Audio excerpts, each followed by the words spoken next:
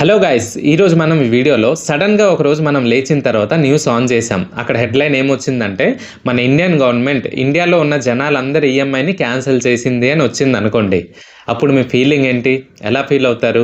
అమ్మయ్యా, ఈఎంఐ మొత్తం పోయింది, ఇంకా శాలరీ మొత్తం నాకే అని చాలా హ్యాపీ ఫీల్ అవుతారు కదా. ఇన్ఫాక్ట్ నేను కూడా అలాగే ఫీల్ అవుతాను. Bike EMI, home EMI, phone EMI, furniture EMI, ప్రతిదీ ఇంకా అంతా నేను ఏం కట్టక్కర్లేదు, ఇంకా కంప్లీట్ శాలరీ మొత్తం నాకే, ఇంకా నేను బిందాస్కి హ్యాపీగా లైఫ్ ని లీడ్ చేయొచ్చు అని ప్రతి ఒక్కరు హ్యాపీగా ఫీల్ అవుతాం. ఎస్, సో ఫ్రెండ్స్, ఈ వీడియోలో నిజంగానే మన గవర్నమెంట్ కనుక మన అందరి ఈఎంఐస్ క్యాన్సిల్ చేస్తే, మన ఇండియాలో ఉన్న జనాలందరి ఈఎంఐ క్యాన్సిల్ చేస్తే అసలు ఏం జరుగుతుంది ఈ వీడియోలో డిస్కస్ చేసుకుందాం. సో ఈ వీడియో అనేది చాలా ఇంట్రెస్టింగ్ గా ఉంటుంది. సో వీడియోని లాస్ట్ వరకు చూడండి. ఇండియాలో ఉన్న జనాలందరూ ఈఎంఐస్ పే చేయాలి, క్యాన్సిల్ చేయాలంటే గవర్నమెంట్ దగ్గర కొన్ని ట్రిలియన్స్ ఆఫ్ రూపీస్ అయితే ఉండాలి. సో నిజంగానే గవర్నమెంట్ ఈ విధంగా చేసింది అనుకోండి, అది ఫస్ట్ ఆఫ్ ఆల్ ఎవరికి లాస్ వస్తుంది? బ్యాంక్స్ కి లాస్ వస్తాయి. ఆల్రెడీ బ్యాంక్స్ ఇచ్చిన లోన్స్ అమౌంట్ క్యాన్సిల్ చేస్తే ఎవరు కూడా కట్టరు, ఇంట్రెస్ట్ పక్కన పెడితే ప్రిన్సిపల్ కూడా కట్టరు కదా. అలాంటప్పుడు ఏం జరుగుతుంది? అల్టిమేట్ గా ఏం జరుగుతుంది? ఇండియాలో మిగతా సర్వీసెస్ మీద ఇంట్రెస్ట్ రేట్ పెరిగిపోవడం, యాక్సెస్ రేట్స్ పెరిగిపోవడం, అండ్ అలాగే మనం డైలీ తీసుకునే ఎసెన్షియల్ గూడ్స్ రేట్స్ కూడా పెరిగిపోవడం. సో అల్టిమేట్ గా ఇదంతా మళ్ళీ ఎవరి మీద పడుతుంది?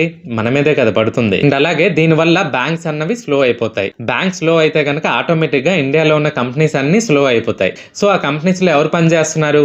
మనమే కదా పని చేస్తున్నాం. సో ఆ ఎఫెక్ట్ అనేది ఎవరి మీద పడుతుంది? ఎంప్లాయీస్ గా ఉన్న మన జనాల మీదే కదా పడుతుంది. సో ఇన్ కేస్ గవర్నమెంట్ కనుక ఈఎంఐస్ క్యాన్సిల్ చేస్తే ఇన్ని విధాలుగా ఇంపాక్ట్ అయితే ఉంటుంది. అదంతా మాకు చెప్పక బ్రదర్, నిజంగానే గవర్నమెంట్ కనుక మన అందరి ఈఎంఐస్ క్యాన్సిల్ చేస్తే ఇంకేమవుతుంది? వన్ వర్డ్ లో చెప్పు బ్రదర్ అంటే, సింపుల్ గా చెప్పాలంటే ఆల్రెడీ ఉన్న ఒక ప్రాబ్లమ్ ని డైవర్ట్ చేసి ఈ ప్రాబ్లమ్ ని క్లియర్ చేసి ఇంకో ప్రాబ్లమ్ తెచ్చుకున్నట్టుగా అవుతుంది. అది కూడా హై ప్రెషర్ తో తెచ్చుకున్నట్టు అవుద్ది. అంతే కదా.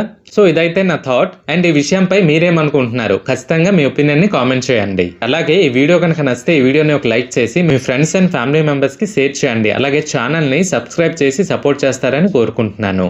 Thanks for watching. జై హింద్.